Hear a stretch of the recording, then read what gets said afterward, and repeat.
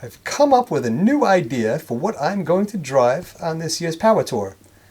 I think it will be way cooler than the Camaro I took last year. Also, I think it'll be cooler even than the Trans Am with the LS2 in it, because I've seen so many of those. I have this car that's been sitting in the front yard just waiting its turn to get repaired again, and it's been quite some time. So today I'm going to go out and have a look at it. I'll bring you with me and see what we can do to ascertain what it's going to take to get this bad boy back on the road again. Okay, so I finally have a nice weather day in February here on Long Island, New York. So the thing is, though, for this lovely tour, I'm going to be going on the Hot Rod Power Tour. I already got myself a platinum ticket, so they're going to give me everything I need, you know, the hotels and all that stuff. Well, I was debating. I'm like all Mr. Corvette guy at this point. I'm loving Corvettes. I'm waiting on my 2020. It's at 3000 status now. As soon as it gets to 3300, I'll know my build date and whatnot. And I was honestly thinking about taking that on the Power Tour. That said, I'm going to do everything I can not to drive that on the Power Tour. Just because, I don't know, I feel like that's, you know, brand new car, Power Tour, sort of, yeah, they fit, maybe, I don't know. In any event, let me take you around and show you this beast. It's seen much, much better days. It's a 1985 ASC McLaren convertible. It's the 5-liter with the carburetor.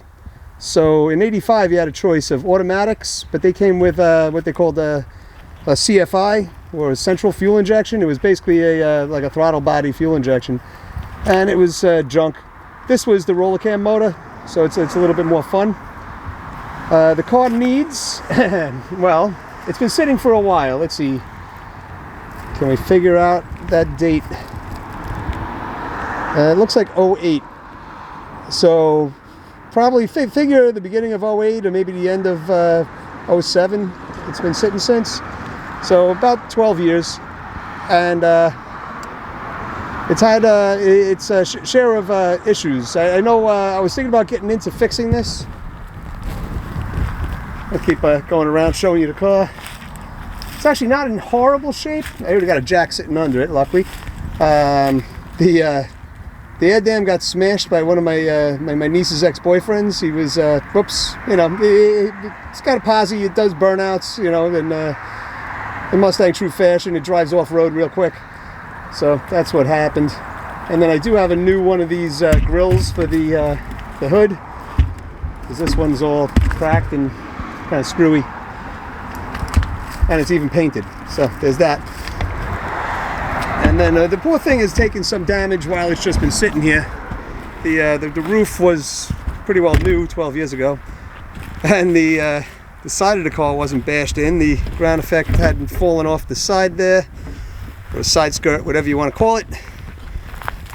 And there was no rust in the rear quarter, which there is a little bit right now. I'm not sure if you can see that from here. Let's see, can I?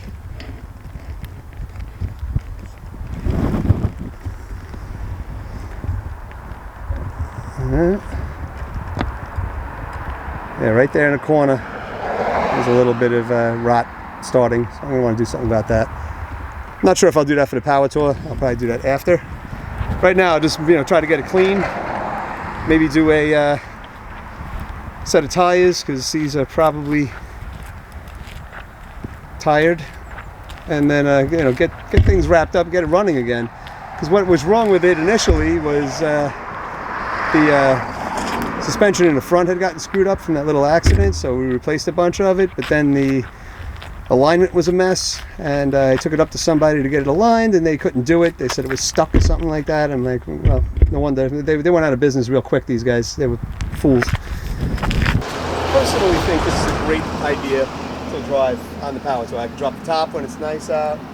I just have a lot of work to do on it. 12 years, obviously, I'm going to need to change all the fluids. I know the starter is frozen up, so I'm going to have to take that out and try to repair it. It's actually a low mile car, believe it or not. I think it's got under 60,000 miles on it. And then it's got 373s in the rear, which aren't too bad. And that's about it. Otherwise, it's pretty much a stock 1985 car. So we'll see what exactly is going to go on with this thing. Okay, so now we're going to look into the probably the worst part of the car, which would be the seats. I do have a plan on these seats, and hopefully they will come to work. There's a company out there that wants to work with me on making new covers. So, needless to say, let's have a look-see in here. So as you can see, the seat is, basically needs a lot of work. They are Recaros with headrests in the seats. And as easy as it would be just to yank these out and replace them, I'd kind of like to keep it more original and get them going in there. As far as the other things it needs, definitely is going to need all the weather stripping replaced, which I have a bunch of it already, so that's cool. And the top is going to be replaced because this one was never right. This cable right here, actually, that doesn't belong there. I don't know where it goes, but I'm going to have a professional look at this thing and put a new top on it. And then getting in the trunk, being that they actually went over these cars and they got rid of the trunk key, so it was all done electronically or by cable. So yeah, this one you can see also bad, nasty, all worn out. It's standard with leather. Oh god. And I'm trying to move this. This is supposed to move up. Oh god, it did. It finally moved up. I think a little PB blaster on there might be a good idea. So then in here we got, not supposed to have leaves. Here's the little pull doohickey for the trunk. Oh, there we go. Trunk just popped. That's good. See what we got in the trunk. Oh boy, somebody's living in here. I wonder if he's dead. Tell you what I'm gonna do. I'm going to get the vacuum cleaner and just start vacuuming this thing out, and hopefully whoever's in here is already gone. Alrighty, here goes nothing.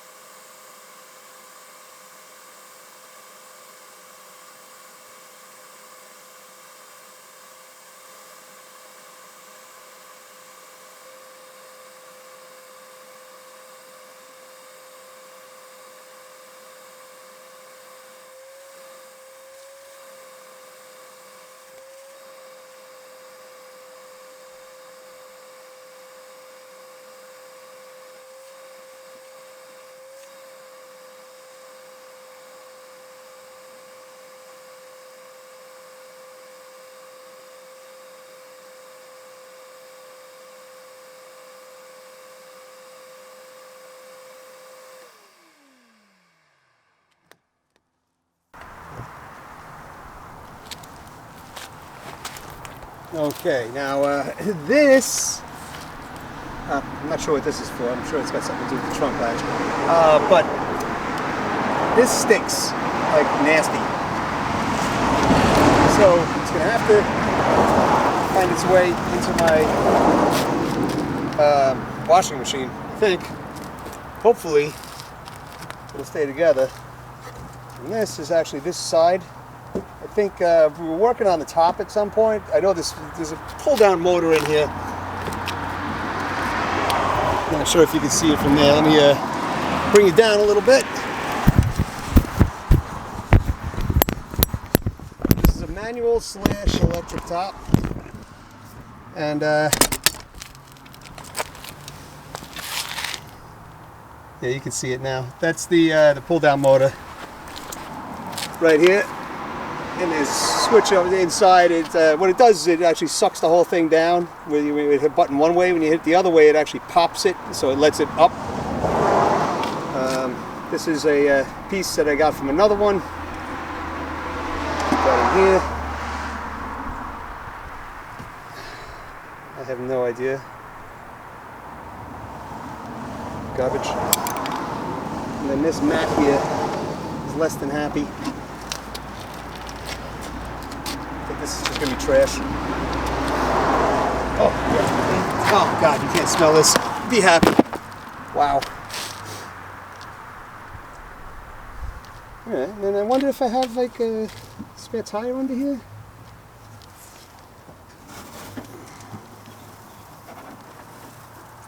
Yeah, it looks all like unused. Nice. With the jack and everything.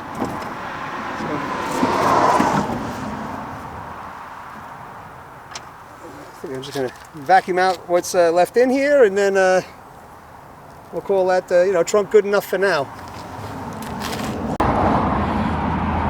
Okay, so what I've done here is cleaned out a lot of the muck that was in this track. There's of course muck now underneath the tonneau cover, but I'll get there eventually. So there's a little dirt that I'm going to have to scrub out with like a toothbrush or something. But I did find, unfortunately, on the inside here, see right there, where it's definitely beginning to rot. A lot of this is due to, well, sitting, but it's also due to the way they cut off the quarters on this thing, and because there was never a coupe. So a lot of this was done after the factory.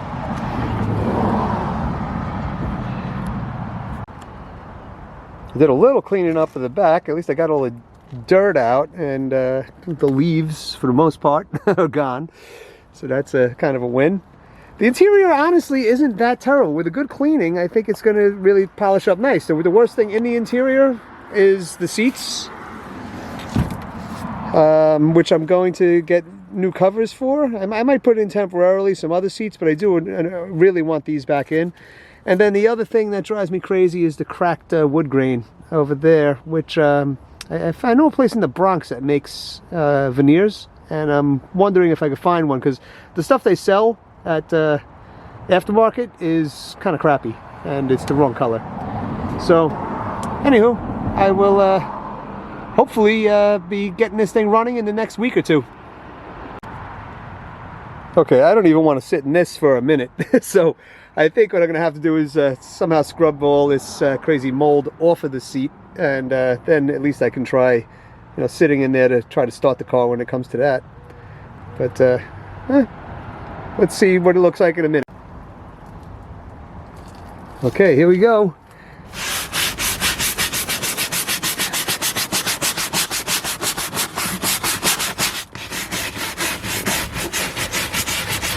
Jesus, this is thick stuff.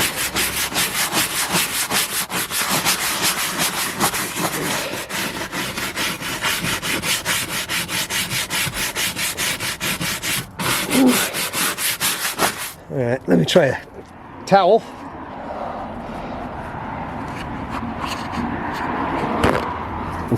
We can see now if it'll be any less disgusting. It's, well, not amazing, but I think with a couple of more applications, it might be good enough for, a temporary thing.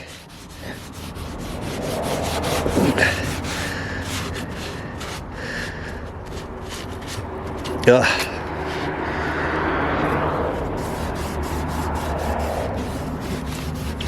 Alrighty. Alright, so here we go. I got it good enough that I could sit in it. What it allowed me to do was actually get in there and pull pretty hard on that hood latch there, because from this angle I wasn't able to do it, but from in there it was fine. So now I did pop it so we can have a look. Alright, so here it is in all its glory, the 5-liter 4-valve HO. I think this one was supposed to be 220 horsepower.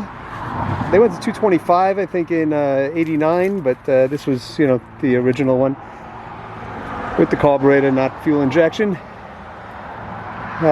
So it's pretty much stock under here. I got some MSD wires, but it does have stock camshaft. It's got stock, pretty much everything in the engine. On the side here, I did put on some suspension mods, but that was just because it had gotten trashed and I had to replace the stock stuff anyway. But it's got pretty much everything in here, including the AC was never taken off. So I'm really hoping that I'll be able to make that come back. Of course, I'll have to convert it. And we'll see. I think they have kits for that. And I'd really like to have that for the power tour. But right now I got to get the vacuum over here because they made a mess. There's, you know, squirrel dropping junk all over the place. So it's kind of funny. I don't usually do this, but it looks like I'll be doing some vacuuming. The other thing is when I lifted up the hood and I shook it around, you can hear stuff in there. So I think somebody was hiding nuts inside the hood, which is wonderful. Alright, so I'm actually going to pull off this air cleaner because I'm a little afraid something might have made a home in there. I don't know.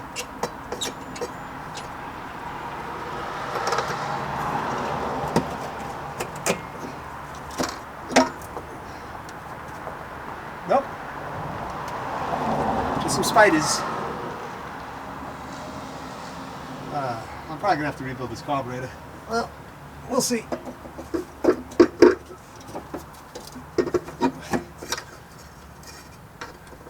Definitely gonna have to drain the gas because, you know, it's been sitting for 12 years.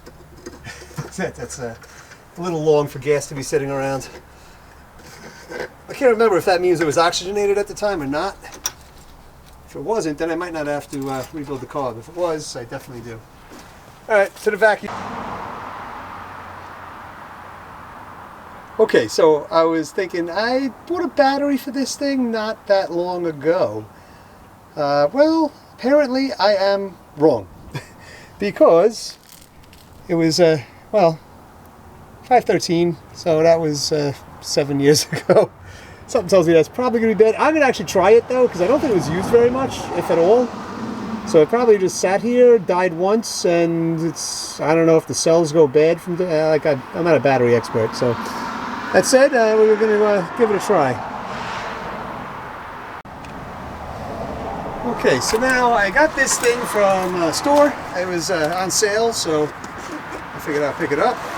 And it's one of those little jump boxes. So I figure what we'll do, I just wanted to kind of make sure that I even remember correctly, because again, it's been a while. So I figure I'll hook this thing up on here and just see if we get, you know, power in the car and stuff like that. I will check the oil just in case it turns over and make sure there's not like water in there and whatnot, because that would be bad. But we'll just start it up here with this thing, with the Rove. Let's see, how does this work? I guess you have to at the end.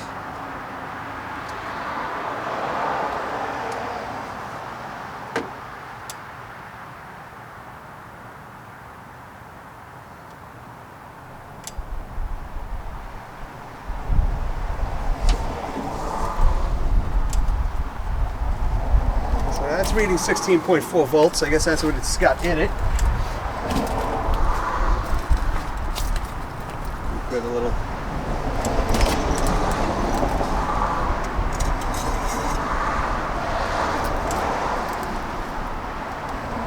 This actually looks pretty good. I'm not sure how well that's going to focus.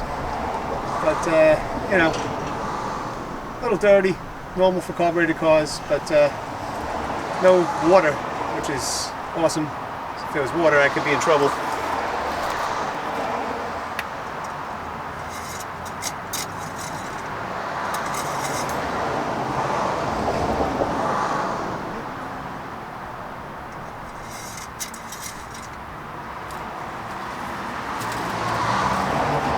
That's a good sign.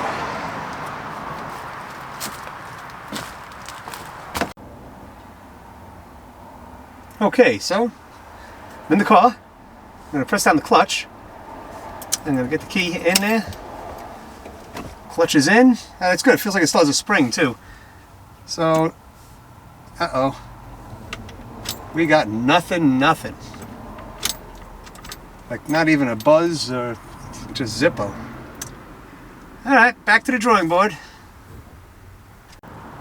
Okay, now I'm not in love with this thing. The way it works is it flashes these lights when it's not charging. So what I actually have to do is pull it out. Because it only charges for 30 seconds apparently.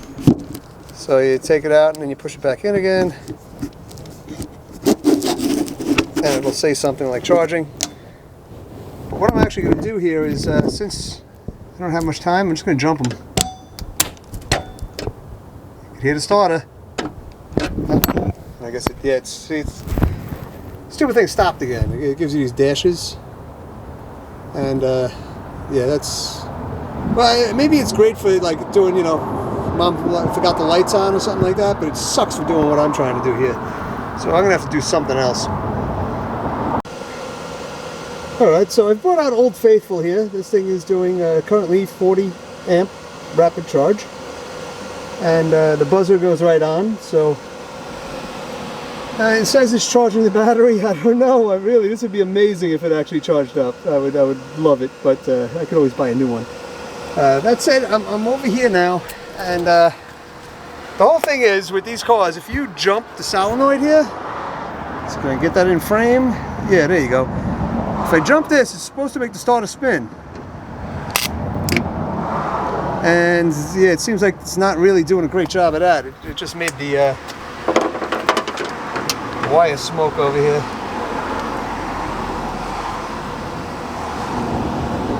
So I think I do need a starter before I can play with much of anything. I also need to drain the gas tank, and I need to have fun with this one. It's going to be a blast. I'm telling you, I think the car is going to do some nasty hole shots. I'm going to have a lot of fun with it. And well, it's very light too, because they basically cut the back off a Capri, and it makes the car, you know, that much lighter. Somebody tried to fix this with, I don't know what the hell this crap is, but I could like peel it off with my fingers. I don't think it was a good idea. It's like some sort of like glue or something. But I have another one of these, or I would like to try to fix this one more time. They're just cracked on both sides, and I think that's common with these things. But I want to try to use fiberglass with resin and try to kind of make it so that it, you know, holds up to abuse. Because these cars do twist around a little bit. Okay, here we go. I'm going to try this just once. I'm going to bump this up to 200 amps. And I'm going to actually get in the car, if I could not trip and fall. And then, let's see, maybe with massive power like that, this thing will go. You never know.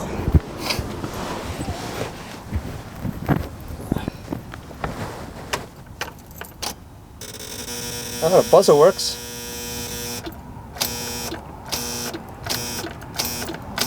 Nope. Alright, so it looks like I was wrong about the battery being dead all its life. I think it was being charged by this little solar panel that I left on the dash, because it's plugged into the accessory board. It used to be a lighter, but now it's well, blinking, which means it's charging. So craziness. That's probably why, if this battery is totally dead, that could be a good reason why. Okay, now today was beyond beautiful for a February day in New York. I just can't believe I was wandering around outside in a t-shirt. I mean, that's hilarious. So the thing is, I feel that I'm going to get that car done pretty darn quick, and it's got to happen, you know, because it's a memento for me. We drove around in that car when, you know, my wife and I were young, you know, and to have it going again is going to be a great thing. It'll probably be a couple of grand for me to get it back together. I'm not kidding myself, thinking it's going to be real cheap. The tops on those cars aren't cheap, and the seat recovering is not going to be cheap. And in the meantime, I might even be buying some, you know, tan seats from Summit or something like that, just so I can, you know, have something in there that's you could sit on anyway. But if you want to follow along, please do, you know, stick around, subscribe, hit the bell. I put up videos of different things, but mostly it's auto-related, or, you know, sometimes go-karts, that type of thing. Mostly fun stuff. Anywho, I will talk to you all soon, all right? Cam Bam's out.